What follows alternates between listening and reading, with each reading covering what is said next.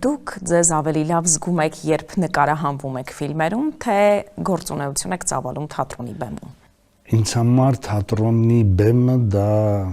մի ուրիշ տարածք է։ Այնտեղ ես ազատ եմ, այնտեղ ես եմ եւ հանդիսատեսը, այնտեղ ռիսկը շատ է, կամ քեզ կընդունեն, կամ չեն ընդունի։ Փառք Աստծո, որ չի եղել դեպք, որ ինձ չընդունեն, փառք Աստծո, սա անհամեստություն չհամարեք։ Կինոն շատ եմ սիրում, որովհետև կինոյում դու այն ինչը, որ թաքուն է, էկրանից պարզ երևում է։ Այսինքն կինոխցիկը քո փոխարեն կարող է զգալ։ Դու ընդամենը կարող ես թեթև